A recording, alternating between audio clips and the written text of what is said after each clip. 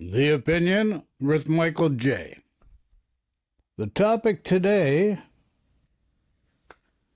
is going to be Canada and Alberta and the 51st state and Alberta's sovereignty. So, here we are today. John Bolton, Canada, land of mediocrity. Let me count the ways. 23 hours ago, 15.2K in views, 31.3 subscribers. Looks like he's filming from the laundry room as laundry's going in the background. Then we have Juno News. Keane Bexty, when Donald Trump says he wants Canada, he's talking about Alberta. Candace Malcolm was joined by Keane Bexty for a fireside chat on Western independence and the future of Alberta. Keane explains how the province could survive as a sovereign country and if that path would mean becoming the 51st state. So, here's the point of my conversation. But before I make a point, let's just listen to what some people have to say here. You're going to be surprised. Juno News, for the first time, I actually think it's the most pragmatic episode they've put out there. I totally normally disagree with everything the direction they're taking, etc., but you have to take things at face value, and this conversation here that we're looking at today, 24.3K in views 17 hours ago, is the most pragmatic that I've seen in some time. So let's listen to John Bolton here first. Hi, it's John, and welcome to the channel, 5:45 a.m. It is Victoria Day. Happy Victoria Day, the 19th of May. I hope you have the day off today. I've got my big blue mug of coffee, and you clicked on this video because the title or the thumbnail for the video says something like, Canada is mediocre, or stop accepting mediocrity, Canadians, something like that. Haven't decided yet. That comes after I finish the video. It's weird where I get inspiration for these videos in the morning. I actually thought about getting up and talking about the Liberal budget, which isn't going to happen until later in the year. And I thought that's going to be a pretty short video today. And then while I was making coffee for the big blue mug, I clicked on a video from the Unacceptable Fringe, who just passed 100,000 subscribers. So congratulations. And I agree with the guy in pretty much everything. But he said something today I vehemently disagree with, because Canada is mediocre. You see, I'm an Albertan. I identify as an Albertan, not as a Canadian. As an Albertan, I do not want to be mediocre anymore. But Canadians accept mediocrity, and I'm going to prove it to you in just a moment. But so here you see a perfect example of how a construct is created. And what do I mean by a construct? You create the construct to give meaning to your life instead of just living life. This may be hard to wrap your head around, but you create the construct to give meaning to your life instead of living life. This is what the Fringe said on his video that I watched this morning. Keep in mind that we're talking about a budgetary deficit that Mark Carney predicted before running for prime minister. It was on his election platform that there plans to be another $300 billion deficit in the next 4 years. All of this comes on the surprising loom that, surprise, surprise, Mark Carney doesn't want to have a budget this year. No, just let me spend. It's okay. We don't need a budget, right? Because if they were actually to disclose what the budget would be, Canadians, as that article warns, would revolt. There's another construct being created to give meaning to your position, to give meaning to your life, instead of just living life. Before I move on, I just wanted to state I normally don't have glitter all over my face. You probably saw it. I watched the first clip back. It was my wife's birthday yesterday, and I had to wrap up a present for her with that paper, and I've got it all over me. Happy birthday, Mrs. Bolden. So I don't normally put glitter on first thing in the morning. So question, do you accept what the Fringe said there regarding Canadians revolting if they saw the budget? I vehemently disagree with that. Here's the article that he's referring to. This is written by Tristan Hopper. You may have seen this. This is written back on March 20th. Prior to the election, over a month before the election, secret RCMP report warns Canadians may revolt once they realize. Oh, my. Now we got a report. Somebody's putting an opinion out there. They're stating there's a secret report. You don't see the report. Meanwhile, does the report really affect your life? Secret report from the RCMP warns Canadians may revolt once they realize how broke they are. Why would that come from the RCMP? You have to question that first and foremost. That is weird. Because RCMP, you know, they're policing. They are peace officers. They're not economists. They don't work for the administration, so in that respect. But let's listen. Realize how broke they are. I think a lot of you realize how broke you are, how broke the country is. And you didn't accept the mediocrity when you voted on April the 28th. You voted for the other guy. You voted for the other guy. There's another construct we have now, because now you've created the problem because you voted for the other guy. And you're further reinforcing the problem because you voted for the other guy. This is another construct of the mind to give meaning to a person's life instead of living life. It's going to be hard for you people to wrap your heads around this. You didn't accept the mediocrity. You didn't want to perpetuate the mediocrity. You didn't want to normalize the mediocrity, but more Canadians did, and you got more mediocrity from the Liberal Party after 10 years of mediocrity. And I started thinking about other things where Canadians are mediocre, and we accept it. And I've always said this since the day I started in the radio business, the first day I ever put a record on a turntable back in 1986-87, I had to play CanCon. Canadian content, mandated by the government. At the time, it was 30%. I don't know if that's changed. It's been a long time since I've been a radio disc jockey, but it was 30% at the time. And CanCon always said this perpetuates mediocrity because you didn't have to be good to be on the radio. You only had to be Canadian. The cream rose to the top. Shania Twain, Bryan Adams, Tragically Hip, Rush, lots of Guess Who, lots of different bands were great. They got played all over the world. But a lot of bands could just be mediocre to get on the radio, so they never had to raise the game. It's the same thing with television. They still had to raise the game, buddy, no matter how you slice this orange, or this apple, or this pear. Like, let's be honest. This is a rather arbitrary and subjective assessment to give relevance to the construct you're trying to create and present to the people. Mandated to have certain amount of Canadian content on stations in Canada. You're going to get more of it. I think this was just in yesterday's video. Stephen Guilbeault is now in charge of the internet. More Canadian content forced down your throat. Not only that, you're probably going to pay more for it. And it's mediocre. There's a reason why you watch America. Okay, so should I go back to the National Post, which is owned by an American hedge fund that is influencing Canadians with a right-wing narrative? Is that what I should do? Is that what everybody should do? Got to find a good balance here, Mr. Bolden.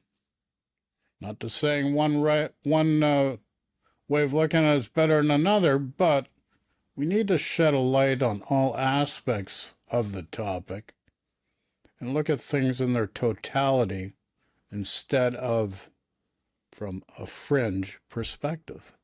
American television programs more than Canadian because it's better. The United States doesn't accept mediocrity, and Canadians are self-righteous. We think. Who says the United States is better than Canada? Like, you know. Now, you already see a trend where this conversation's going, folks. I'll just give you a little bit more of a taste here. think we're better than the United States, but we're not. Wages higher generally in the United States. Taxes are lower. Housing prices are lower in the United States. Hold on a sec. The U.S. has got a housing crisis. National wage is set at $7.50 an hour. Health insurance for a 60-plus-year-old person for a platinum plan is $2,600 a month. What else do I need to tell you?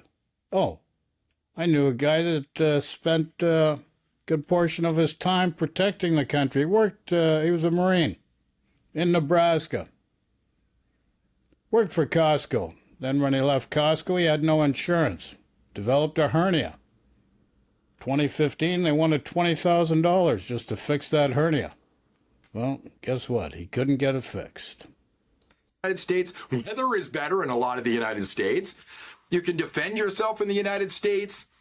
You have a right to private. You can defend yourself. I've never needed a gun in Canada, and I've never not felt safe. So, this is just another construct that we create. Not to say that in exceptional circumstances it does not exist. That would not be fair to state that. But now, let's go to Juno News. Juno News? Yeah, Juno News. Oh, but before we go to Juno News, let's look at, who's this guy? You won't like this guy, Saskatchewan school teacher. He does some actually good stuff. Do I agree with everything he does? No. But here we have. Another day, another scandal in Alberta. 1 hour ago. 2,600 views so far. But, you know, there's more scandals going on in Alberta than you realize. But a lot of that gets swept under the carpet.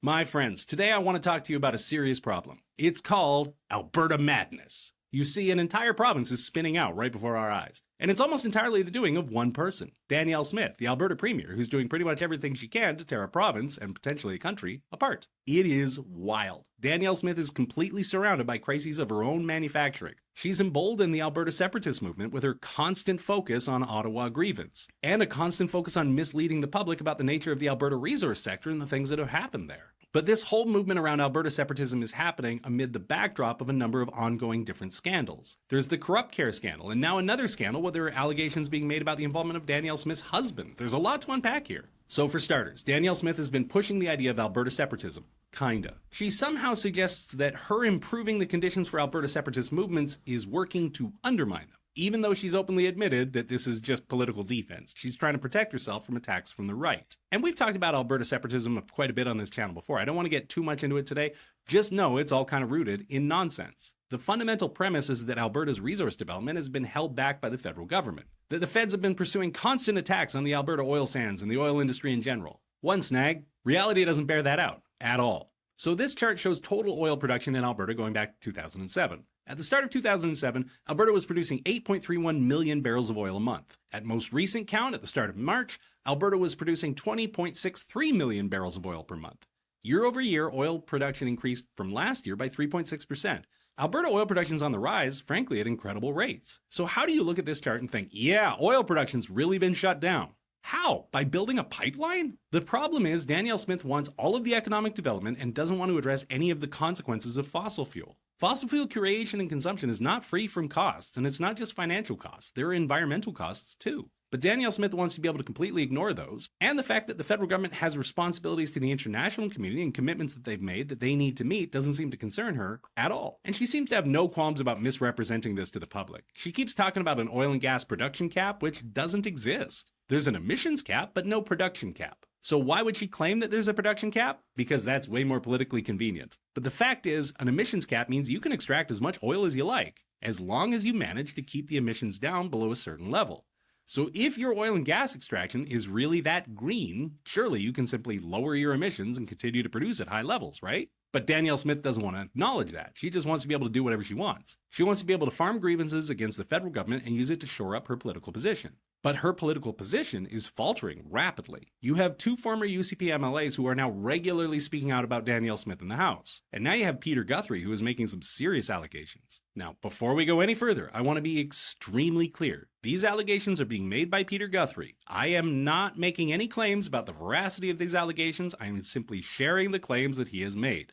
Don't sue me. But he did speak up in the Alberta legislature and say this. Section 6 of my March 17th submission to the Auditor General, it includes brief remarks as well as a letter dated November 20th, 2025 from the Information and Privacy Commissioner expressing her concerns on Bill 34. The second document is from Volume 1, Section 7 of the same document. It contains a calendar screenshot for a meeting with the Premier's husband, David Moretta, concerning the Calgary... Thank you. Thank you. Thank you. Please hand in your table. Please.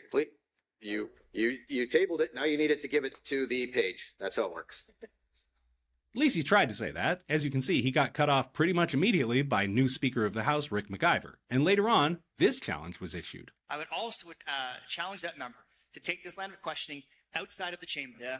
And see where it lands that member. I can tell you what, Mr. Speaker, this is out of line. Riggs, undo that button. He means business. It should be given to the Premier and her family. So to clarify, the take it outside thing is a little bit weird. Is it challenging to fight? Unlikely. It is much more likely that this was a challenge to make those claims outside of the legislature. Because outside of the legislature, MLAs are no longer protected by privilege, which means that they could potentially be sued for claims that they make. Which is why Peter Guthrie then immediately turned around and said this outside the legislature. Well, I'm not going to sugarcoat it. She got caught lying in the House. That's a pretty bold stance, because those statements being made outside of the legislature mean that they're now subject to legal accountability, which means he could potentially be sued over those claims, which Danielle Smith has suggested are potentially defamatory. And lately, everybody in Alberta is suing everybody. There you go. Let's get on the Sioux train. Let's follow Sioux train. I'm not talking about Sault Ste. Marie. I'm not talking about the indigenous tribe, the Sioux. But nonetheless, let's go to Candace Malcolm's show, Juno News. Here we go. 24,000, over 24,000 views, 17 hours ago. So this group, the Alberta Prosperity Project, unveiled its separation referendum question. I want to talk to you a bit about the strategy of this, because this is something that I'm personally curious. So just as a follow-up, so the question that they unveiled is, do you agree that the province of Alberta shall become a sovereign country and cease to be a province of Canada? Very clear question. They said that as of Monday, 240,000 pledges as of today.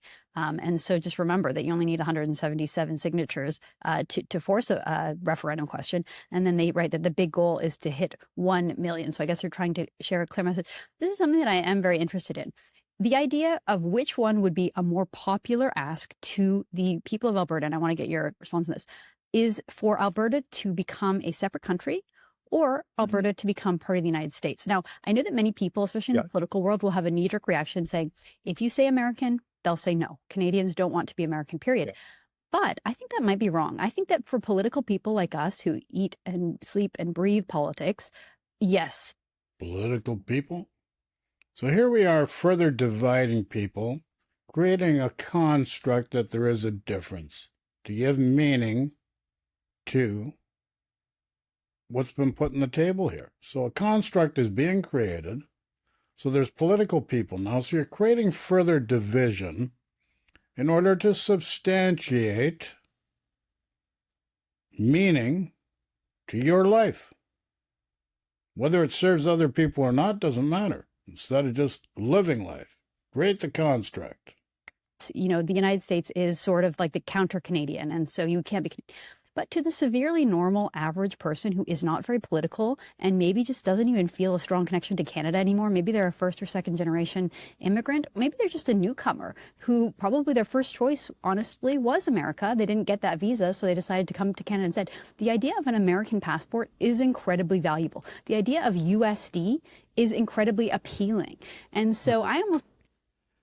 It was, but guess what? You gotta President of the United States, Agent Orange, Donald J. Trump, Putin puppet, actually torpedoing, destroying the United States of America. The tariffs are starting to slowly coming into effect. It's devastating the country. Next couple months, it's going to be even worse. You're seeing the grift from the big grifter, Donald J. Trump, and you're totally ignoring that. There's no comparison anymore. America is going to break itself, and then it will rebuild itself, but it's going to take some time. I almost wonder, like, which one would lure more people? The idea that you would be an independent country that's not beholden to anyone, not attached to anything, no federal government, just you, or being part of the biggest empire, the greatest country in the world. And hold on a second. That's a false narrative about the U.S. The U.S. now is a declining empire. And this is why you have an issue with the direction it's going in right now. It doesn't like being a declining empire. So it's lashing out because this is how it reaches out to try to hold on to power. Not for the good of the people, but power for the select few. The actual 0.1%. Just have to do your research and you'll see that is very apparent.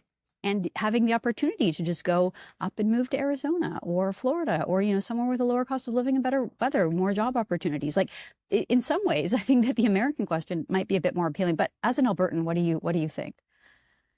It's a good question. I've spoken to some lawyers about this who sort of think that even if, you know, you had this pie in the sky idea that we could join the United States, to do that is a long legal process to become the 51st state. I mean, Donald Trump might be interested in expediting that, and you might be able to negotiate in certain ways, but you can't do that as a province of Canada. We don't have the ability to negotiate right now. It's like you can't get married to someone else when you're married to someone else. You know, you have to get the divorce first. So you have to become an independent sovereign country before you can decide to be the 51st state. And I think that that idea has appeal to some.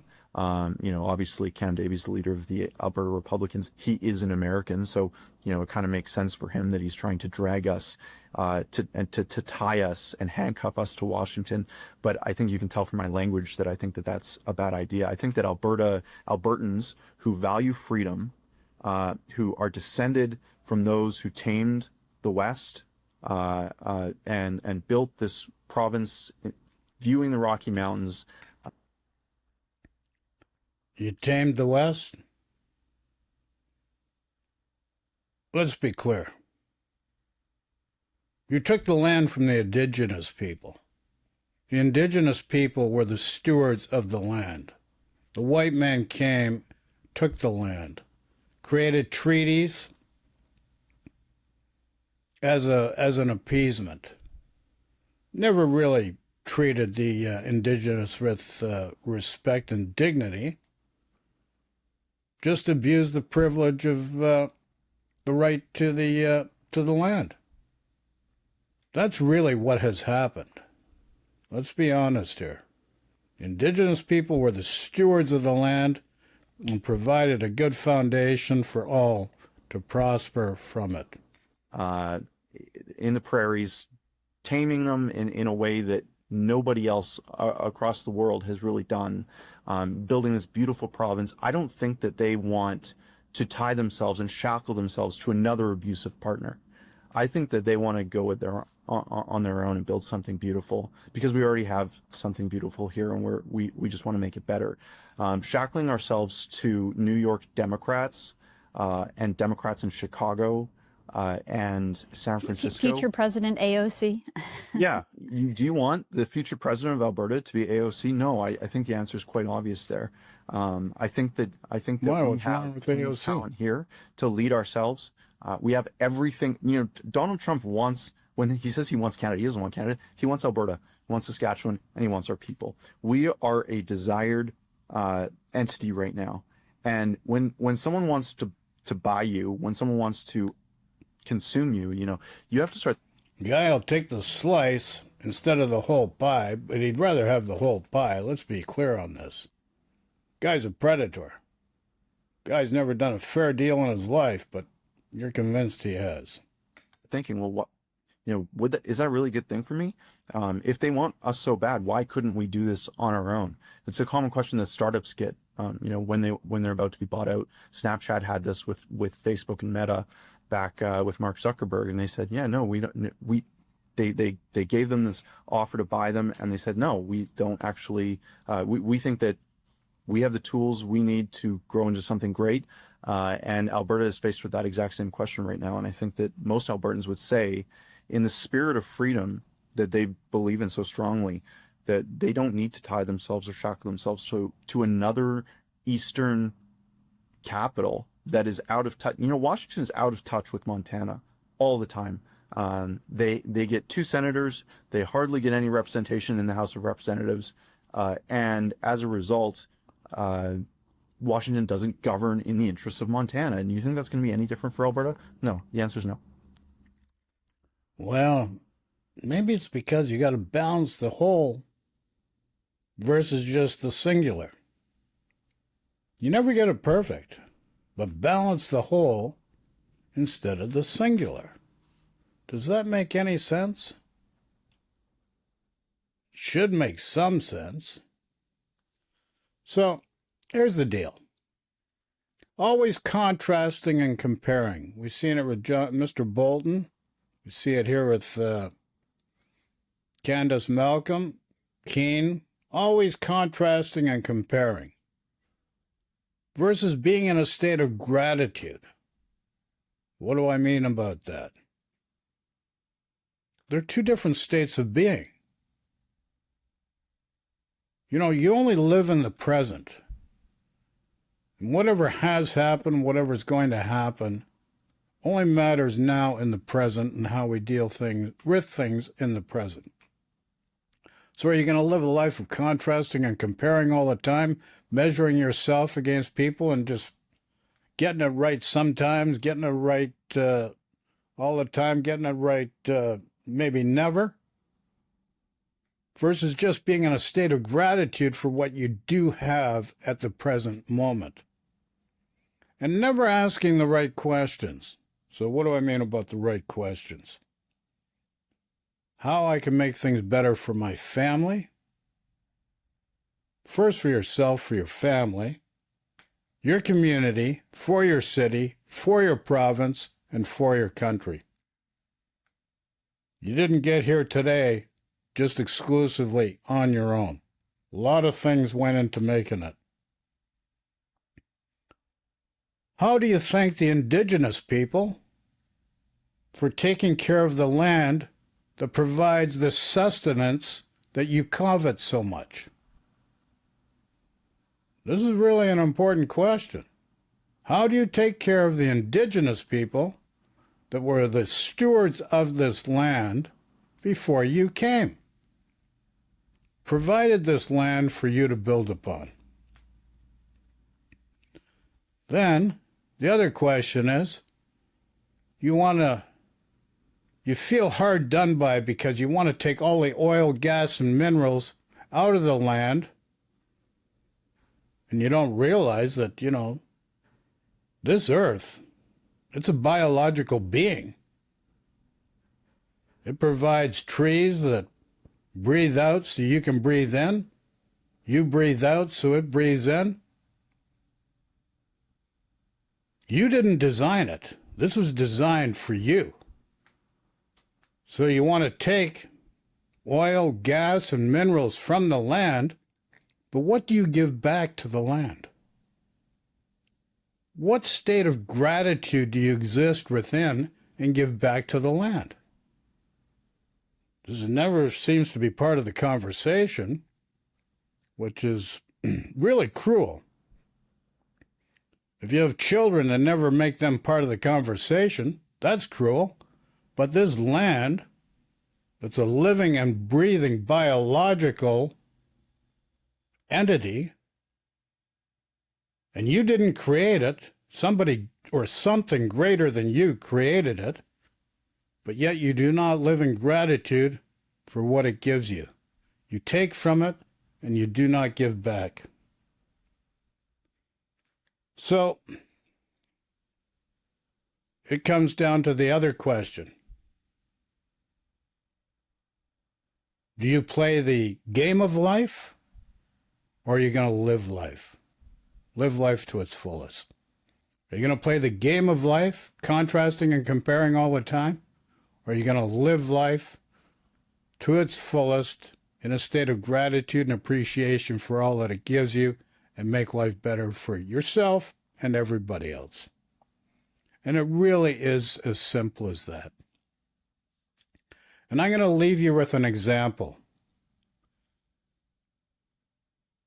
You created a great division across this country based on a carbon tax. You got rid of the carbon tax. Carbon tax did provide some relief, but here's the deal.